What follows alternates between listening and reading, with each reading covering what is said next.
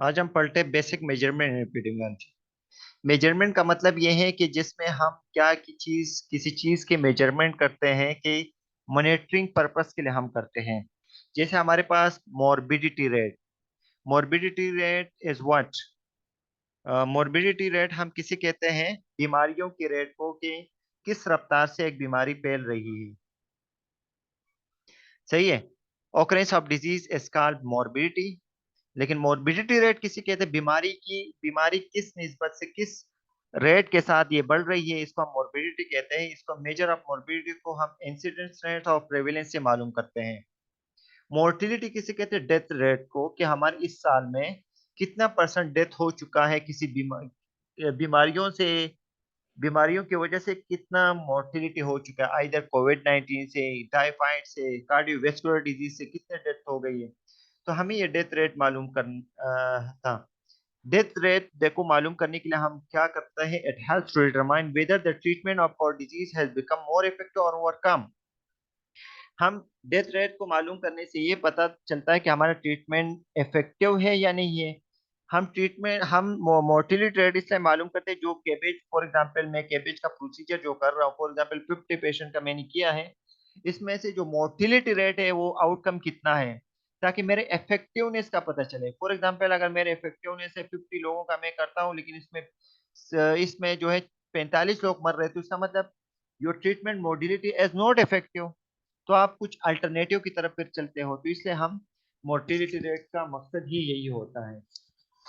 इसी तरह morbidity rate हम इसलिए मालूम करते हैं कि मेरा जो ट्रीटमेंट की इफेक्टिवनेस को देखते हैं।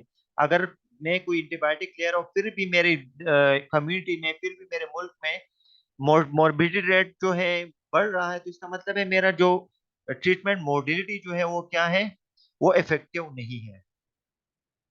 प्रोपोर्शन का मतलब क्या है? प्रोपोर्शन हम इससे कहते हैं कि परसेंटेज रेट को रेशियो प्रोपोर्शन हम मालूम। तो एग्जाम्पल जैसे 7,907,999 फीमेल जो है, जिसका एज जो है 16 से 45 के दरमियान है, इस 7,999 फीमेल में से 2,496 लोगों ने मॉडर्न कंट्रासेप्टिव मेथड यूज किया है। तो इसका मतलब बताओ कि कितना परसेंट लोगों ने कंट्रासेप्टिव मेथड यूज किया। तो क्या करते हैं, आउटकम को हम क्या करते हैं, न्यूमिनेटर में लिखते हैं, डिनोमिनेटर में हम टोटल लिखते हैं, मल्टीप्लाई बाय 100 करते हैं, तो हमें रिजल्ट आ जाए कि 31.2% लोगों ने कंट्रासेप्टिव पिल यूज किया है, out of 7,999 calculation of proportion ये है कि हमारे पास फॉर एग्जांपल 529 लोगों के बाईपास सर्जरी होना है ऑन लिस्ट है, लेकिन इस इसमें 539 लोगों में से 352 लोगों का ऑपरेशन हो चुका है, और रिमेनिंग कितना है, तो इसका परसेंटेज है 352 लोगों का परसेंटेज जो है वो टोटल लिखना है। नहीं सॉरी, 352 लोगों का ऑपरेशन हो चुका है, उसको न्यूमिनेटर में लिखें आउटकम को, और डिनोमिनेटर में हम टोटल जो ऑन लिस्ट है उसको लिखेंगे, मल्टीप्लाई बाय 100 करेंगे, तो इसका मतलब है 65.3% लोगों का बाईपास सर्जरी हो चुकी है। तो this is the proportion. Rate किससे कहते हैं? मैंने आप लोगों को बताया कि रेट हम इस तरह करते हैं। रेट को कैसे मालूम करते हैं? जैसे किस फ्रीक्वेंसी से, किस रफ्तार से एक बीमारी फैल रही, इसको हम रेट कहते हैं। इसमें हमारे पास 3 मेजर टाइप्स हैं। Crude birth rate, crude death rate, crude mortality rate हम मालूम करते हैं। मीन ये कि number of death from all causes in a year, सही है, मल्टीप्लाई बाय, इसको हम रेट को हम मल्टीप्लाई बाय 1000 करेंगे या मल्टीप्लाई बाय लैक्स करेंगे, डिवाइड बाय टोटल पॉपुलेशन करेंगे, तो हमें पता चलेगा कि क्रूड मोर्टेलिटी रेट कैसे मालूम करते हैं। इसी तरह मोर्टेलिटी और डेथ रेट अलग है, एक ही चीज है। सही है। इसी तरह क्रूड डेथ बर्थ रेट को कैसे मालूम करते हो? All number of birth divide by number of total birth in year, सही है, और मल्टीप्लाई बाय 1000 करेंगे तो हमें क्यूब बर्थ रेट मालूम हो जाएगा। स्पेसिफिक रेट का मतलब ए स्पेसिफिक, जैसे 65 जैसे हम बोलते हैं कि ए स्पेसिफिक के लिहाज से number of number of adult people of 65 years old, ये हमारे पास क्या ए स्पेसिफिक हो गया। सही है। Number of cardiovascular disease and 65 years old patients divide by total population of 65 years old, सही है, मल्टीप्लाई बाय 1000 करेंगे तो हम ए स्पेसिफिक किसी डिजीज का वो बता सकते हैं। मैंने कार्डियोवैस्कुलर डिजीज बताए तो वो कॉज स्पेसिफिक भी हो सकता है, इन्फेंट मोर्टिलिटी रेट भी हम इस तरह मालूम करते हैं। तो ये फार्मूलाज है यहाँ पर लिखे हैं। सही है। क्रूड रेट का कैसे वो करते हैं, जैसे केस एंड डिफाइंड पीरियड का मतलब है जैसे 2022 में कितने लोग रिपोर्ट हो गए डिजीज के साथ, कांस्टेंट हमारे पास 1000 है, divide by population and defined period of time. जो 2022 में कितना पॉपुलेशन है इसको इससे डिवाइड करना है। सही है। अभी देख लो, एनुअल मोर्टिलिटी रेट को कैसे मालूम करते हैं, एनुअल मोर्टिलिटी रेट को हम क्रूड डेथ रेट से मालूम करते हैं, सीडीआर इसको कहते हैं। Total number of death from all causes in one year, either typhoid से, आइदर मलेरिया से, आइदर डेंगू से, जिससे भी जितने भी डेथ हो चुके हैं 2022 में या 2021 में, multiply by 1000 divide by total total population से हम डिवाइड करते हैं, तो हमें क्या मालूम हो जाएगा, क्रूड डेथ रेट मालूम हो जाएगा। इसी तरह ये बोले number of events in specified time period multiply by constant. ये बोल रहे हैं कि जैसे क्या बोल रहे हैं, ये 9981 लोग हैं, ये कर्सर को देख लो। जैसे 9981 डेथ हो गई कराची में 2000 में, और टोटल पॉपुलेशन 2000 में कितनी थी, 9,51,270 थी, मल्टीप्लाई बाय 1000 कर दिया। तो इसका मतलब क्या है आपका, ये आपका क्या है, क्रूड मोर्टिलिटी रेट आपका कितना हो सकता है, ये 10.4 पर 1000, यानी हजार में से 10 और लाख में से 1049 बंदे मर रहे थे। सही है, 2000 में। तो ये आपका मालूम हो गया। स्पेसिफिक रेट का मतलब ये है, स्पेसिफाई, स्पेसिफिक रेट का मतलब खास age, age specific. Gender specific का मतलब है number of death in female from cardiovascular disease divide by total population of female multiply by 1000, इस तरह हम कर सकते हैं। अगर हम मैरिज को मालूम से कर सकते हैं कि number of marriages and community में मालूम कर सकते हो, number of marriages and Pathan family divide by total population of Pathan family multiply by 1000, हम इस पिपटिमल जो हम ये भी मालूम कर सकते हैं, तो ये वाली बात आप लोग को सही समझ आ जाएगी। इसी तरह अगर हम ये मालूम कर सकते हैं कि कौन से कल्चर में यंग एज में ज्यादा शादियां होती है, तो क्या करते हैं, एज स्पेसिफिक रेट है, number of marriages in younger age in 19 years old people divide by total population of 19 years multiply by 1000, इस तरह करेंगे। सही है, ये ए स्पेसिफिक।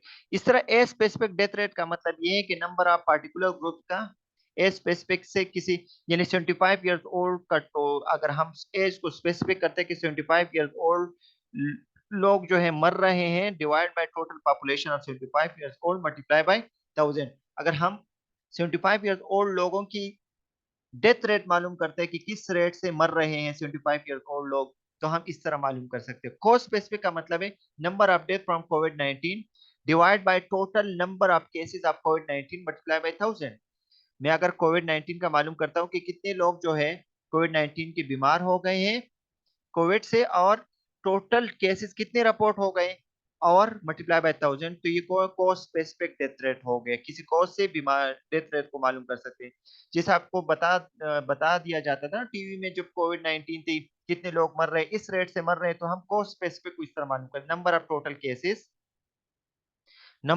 केसेस से हम डिवाइड करते हैं, यानी number of death from Covid 19 divide by total number of cases reported of Covid 19 multiply by 1000, तो आप लोग को इसी तरह मालूम कर सकते हो।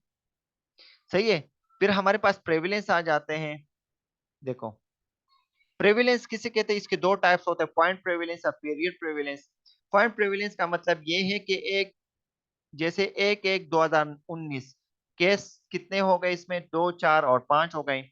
इसी तरह 31/12/2009 को ये केसेस रिपोर्ट हो गए 6, 7 और 10। पीरियड स्पेसिफिक का मतलब है कि 1/1/2009 से लेकर 31/12/2009 तक कितने लोग केस रिपोर्ट हो गए, ये पीरियड प्रेविलेंस इसको कहते हैं। इंसिडेंस रेट किसे कहते हैं, नंबर ऑफ न्यू केसेस को हम क्या कहते हैं, इंसिडेंस रेट। उसको कैसे मालूम करते हैं, नंबर ऑफ न्यू केसेस, सही है, divide by population at rest multiply by 100। सही है। जैसे हमारे पास टोटल पॉपुलेशन कोविड 19 से न्यू केसेस कोविड 19 के कितने हो गए, 4 हो गए फॉर एग्जाम्पल, टोटल पॉपुलेशन मेरे पास 20 है, मल्टीप्लाई बाय 100, तो आपको इंसिडेंस रेट मालूम हो जाएगा। प्रेविलेंस रेट का किसे कहते हैं, नंबर ऑफ न्यू केसेस और ओल्ड केसेस को हम प्रेविलेंस कहते हैं। सही है। ये 2/2 टेबल है जिसको हम कंटीजेंसी टेबल कहते हैं। इस टेबल को हम 2/2 टेबल कहते हैं। कर्सर को देख लो, 1 2 3 4, ये 2/2, यहाँ से भी 2 है, यहाँ भी इसको हम कंटीजेंसी 2/2 टेबल कहते हैं। इसके दूसरे एग्जाम्पल में बता रहा हूँ जो आसान हो। ये इसको 2/2 कहते हैं। जैसे ये एक्सपोजर है, लोगों को एक्सपोज हो गए फॉर एग्जाम्पल स्मोकिंग के साथ, ये ए और बी है। और नॉन एक्सपोज जो है हमारे पास सी और डी है। एक्सपोजर लोगों में, ए को बीमारी हो गई, बी को बीमारी नहीं हुई है, कैंसर नहीं हुई है। इसी तरह एक्सपोजर जो है जिसको नहीं हुई है, जिसका एक्सपोजर नहीं था फॉर एग्जाम्पल स्मोकिंग के साथ, सही है, इसमें सी को कैंसर हुआ है, डी को नहीं हुआ है। तो ये कंटीजेंसी टेबल है, तो इसमें हम ऑड रेशियो मालूम करते हैं। तो ऑड रेशियो का फार्मूला क्या है? A D divide by B C, ये फार्मूला है। क्रॉस मल्टीप्लीकेशन होती है, A D divide by B C. A को डी के साथ मल्टीप्लाई करेंगे, देखो 354 multiply by 511 divide by B C का मतलब क्या है? 143 मल्टीप्लाई बाय 239। इन दोनों को अगर हम मल्टीप्लाई के बाद जब डिवाइड करते हैं तो इसका जवाब जो है 4.32 आया था। तो इसका इंटरप्रिटेशन करते हैं। इसका इंटरप्रिटेशन देख लो कहाँ पर है इंटरप्रिटेशन, है भी यानी ये इंटरप्रिटेशन करते हैं। आपका वैल्यू जो है कितना है? 4.32 है, ऑड रेशियो है। ये बोले if the odd ratio equal to 1, अगर ऑड रेशियो इक्वल टू 1 है तो इसका मतलब क्या है? This indicate on association between exposure और डिजीज का एसोसिएशन है। तो एक से ये बड़ा है। If the odd ratio is greater than 1, अगर आपका वैल्यू जो है ग्रेटर देन 1 हो जाए तो इसका मतलब क्या है? This indicate positive association between exposure and disease. इसका मतलब क्या है? एक्सपोजर का पॉजिटिव एसोसिएशन है, कि ये हम बोल सकते हैं कि स्मोकिंग की वजह से कैंसर हो सकता है, तो पॉजिटिव एसोसिएशन है। तो यहाँ पर आपका वैल्यू जो है 1 से ज्यादा है, 4.32 है ना ऑड रेशियो का वैल्यू बाय दिस फार्मूला, तो हम ये बता सकते हैं कि देयर इज पॉजिटिव एसोसिएशन। लेकिन अगर ये लेस देन 1 था तो इसका मतलब है कोई एसोसिएशन नहीं है, यानी स्मोकिंग का कैंसर के साथ कोई ताल्लुक नहीं है। लेकिन मेरा वैल्यू जो है ये आ गया ग्रेटर देन 1 है, तो इसका मतलब है स्मोकिंग का कैंसर के साथ ताल्लुक है, तो देयर इज पॉजिटिव सिचुएशन। तो हम इस तरह कैलकुलेशन से मालूम कर सकते हैं।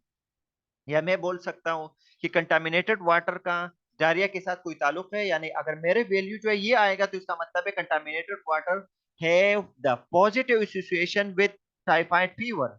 लेकिन अगर मेरे वैल्यू ये लेस देन 0.5 आ गए तो इसका मतलब है contaminated water have negative association with what? Negative association with typhoid fever. तो हम वैल्यू के बेस पे हम इस तरह फार्मूला डोज कैलकुलेट वो करते हैं। तो ये फार्मूला ओड रेशियो का, ये फार्मूला है O R mean odd ratio AD upon BC. Relative risk का फार्मूला फिर अलग है, ये आपको बताते हैं। रिलेटिव रिस्क का फार्मूला ये A upon A plus B, RR आर फिर relative risk, C upon C plus D. ये 252 टेबल है। तो ए अपॉन ए वैल्यू हमारे पास कितना है? 354 है, divide by A plus B. A हमारे पास कितना है? 354 प्लस 143। पहले इन दोनों को क्या करेंगे? प्लस करेंगे, फिर 354 से इसको डिवाइड करेंगे तो इसका जवाब आ जाएगा। फिर इसका जब जवाब आ जाएगा तो divide by C upon C plus D. देखो आप लोग इस तरह चलोगे, C upon C plus D, ऐसे सीधे सीधे चलते हैं। तो इसका फार्मूला क्या है? 393 divide by, sorry 293 divide by C plus D का फार्मूला क्या है? 293 प्लस 511। तो इन दोनों को पहले जमा करते हैं, फिर 293 को इससे फिर डिवाइड करते हैं, फिर इन दोनों को न्यूमिनेटर का जो जवाब है डिनोमिनेटर के साथ डिवाइड करते हैं, तो हमारा जवाब जो है 2.54 है। तो इसको इंटरप्रिटेशन क्या करेंगे? देखो इसका इंटरप्रिटेशन ये है कि आपका अगर वैल्यू जो है, अगर आपका वैल्यू जो है इसी तरह सेम है, अगर आपका रिलेटिव रिस्क का वैल्यू जो है इक्वल टू 1 है तो इसका मतलब है सिचुएशन है। अगर आपका वैल्यू जो है ग्रेटर देन 1 है तो इसका मतलब है पॉजिटिव सिचुएशन है। अगर आपका वैल्यू जो है लेस देन 1 है तो इसका मतलब नेगेटिव सिचुएशन है। तो आप लोग बताओ कि ये पॉजिटिव सिचुएशन है या नेगेटिव सिचुएशन है एक्सपोजर का कैंसर के साथ, या एक्सपोजर का आउटकम के साथ? कोई जवाब दो, ये पॉजिटिव सिचुएशन होगा या नेगेटिव सिचुएशन होगा? पॉजिटिव होगा सर। पॉजिटिव, क्योंकि because our value is greater than 1 है। तो हम इसी तरह बाय एपिडेमियोलॉजिकल स्टडी हम इस तरह मालूम करते हैं, सही है। फिर हमारे पास ऑड रेशियो का हमने बता दिया कि ऑड रेशियो जो है is better use case control study में हम यूज करते हैं। हम स्टडी डिजाइन पढ़ते हैं कि मुख्तलिफ से वो उसमें हम आपको सिखाएंगे कि केस कंट्रोल किसे कहते हैं, कोहार्ट स्टडी किसे कहते हैं, वो आप लोगों को सिखा देंगे, सही है। लेकिन रिलेटिव रिस्क जो है वो कोहार्ट स्टडी के लिए बेस्ट है, ये आप लोग याद करो कि ऑड रेशियो इज बेटर है for the case control study, while the while the odd relative risk is best for cohort type of study design के लिए हम यूज करते हैं। ये हमारे पास पॉपुलेशन पिरामिड है, ये आप लोगों को बताया था या नहीं, ये वाला किस क्लास में नहीं पढ़ा है, चलो। इसमें क्या है, population by age and sex, distribution of population by age and sex.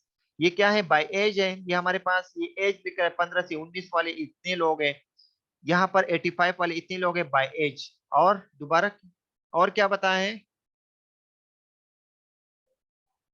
दूसरा क्या बताएं, by age and sex, sir sex का मेल और मतलब फीमेल मेल बताएं। और फीमेल है। तो हमारे पास वेस्टर्न अफ्रीका जो है बेल लायक है, तो ये बेस्ट वो नहीं है। एपिडेमियोलॉजिकल स्टडी आपको ये कह रहा है कि आपकी पॉपुलेशन जो है वो पैरेलल होने चाहिए। तो वेस्टर्न यूरोप वाले लोग देख लो, 2000 आबादी, 2000 में इन लोग का आबादी, ये वाला अच्छा पैरामिड है या ये वाला वेस्टर्न अफ्रीका वाला अच्छा है,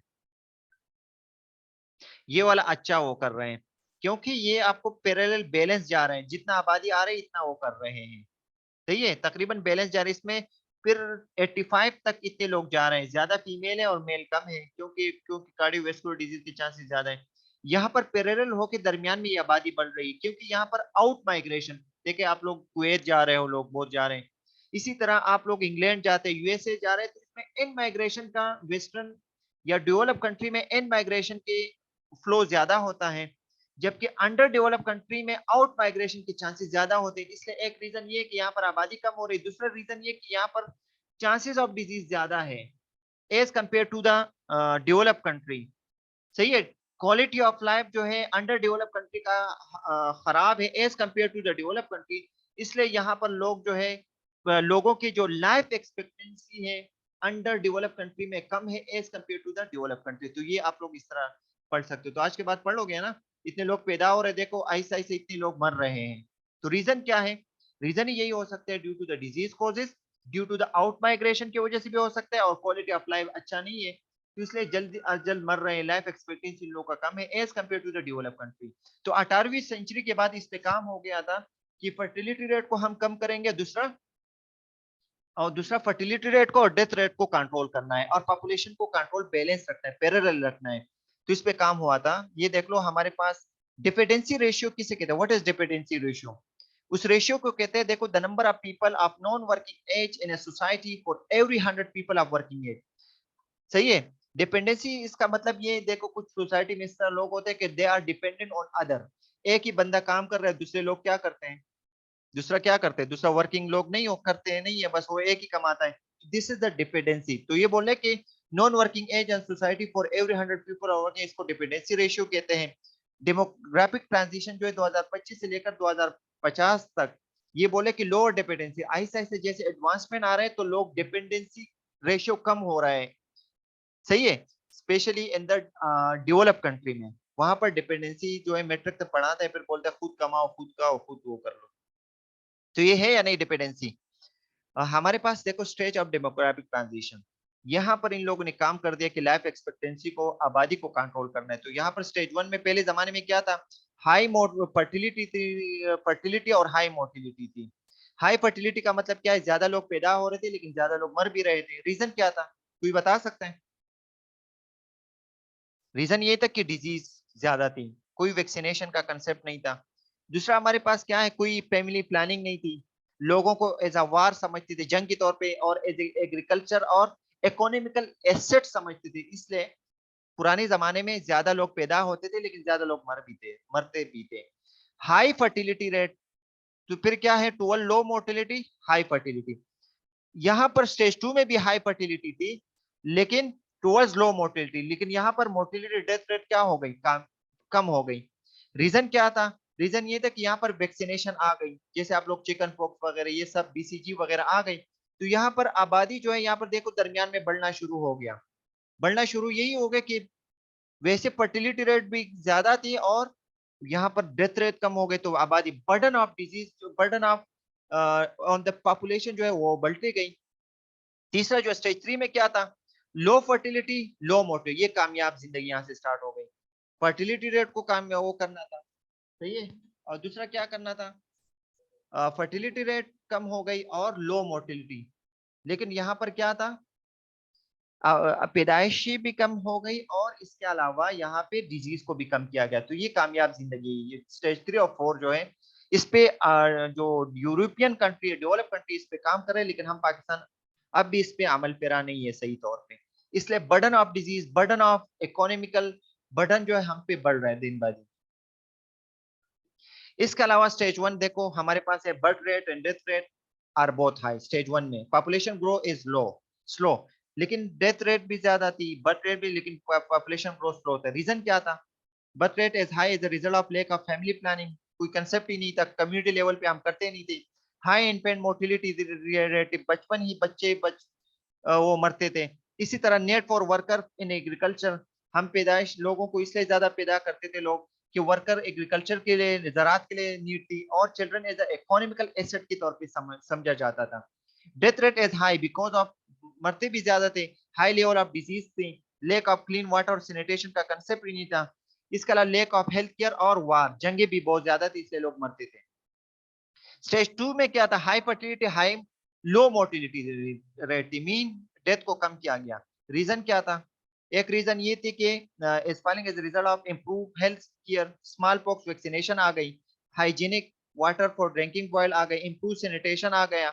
इसके अलावा इम्प्रूव फूड प्रोडक्शन आ गई फॉर स्टोरेज के लिए, सही है। इसके अलावा सैनिटेशन सिस्टम स्टार्ट हो गई यहाँ पे, जब सैनिटेशन सिस्टम स्टार्ट हो गए, हाइजीनिक कंडीशन स्टार्ट हो गई। इसके अलावा improve food production and storage, पहले जमाने में स्टोरेज का कंसेप्ट नहीं था, लेकिन ये फिर स्टार्ट हो गई। और इसके अलावा और क्या थी, इम्प्रूव ट्रांसपोर्ट फॉर फूड, ये भी ट्रांसपोर्टेशन अच्छा हो गया। डिक्रीज इन्फेंट मोर्टिलिटी रेट कम हो गई, जिसकी वजह से आपकी आबादी बर्डन स्टार्ट हो गई। स्टेज 3 में क्या था, यहाँ पर बर्थ को भी कंट्रोल किया गया, death rate continues to fall, और डेथ रेट भी ऑटोमेटिकली कम हो गई क्योंकि वह वैक्सीनेशन स्टार्ट हो गई थी। फैमिली प्लानिंग स्टार्ट हो गई, कंट्रासेप्टिव का कंसेप्ट आ गया, लो इन्फेंट मोर्टिलिटी आ गई, इंक्रीज वो है mechanization, reduce need for worker, मशीनें आ गई, मशीनरी आ गई, जिसकी वजह से नीड फॉर वर्कर, जहां पर 10 की नीड थी वहां पर एक से काम चलाया गया, मशीनरी स्टार्ट हो गई ना आजकल। तो स्टेज 3 पे यहाँ पर एडवांसमेंट आ गई। इसी तरह late standard of living increase हो गई, चेंजिंग स्टेटस ऑफ वुमेन, जो है स्टेटस ऑफ वुमेन को भी इंप्रूव किया गया बाय दिस, क्योंकि बच्चा कम खानादान जिंदगी आसान का कंसेप्ट आ गया। फिर स्टेज 4, स्टेज 4 तकरीबन सेम है। डेमोग्राफिक ट्रैप क्या है, situation where developed country continues to have, यहाँ पर ये बोल रहे हैं कि वो कंसेप्ट, वो सिचुएशन जहां पर डेवलप कंट्री जो है वहां पर बर्थ रेट ज्यादा हो लेकिन डेथ कम हो रहे हो, तो इसका मतलब क्या है, high natural increase in population, जिसकी वजह से इकोनॉमिकल बर्डन बढ़ रही थी और ओवर पॉपुलेशन बढ़ रहा था। तो ये क्या है, ये हमारे पास ये डेमोग्राफिक ट्रैप जो है, it's not the good for the population purpose के लिए, सही है। तो आज ही हमारे पास यहाँ तक क्लास डिसमिस हो जाता है।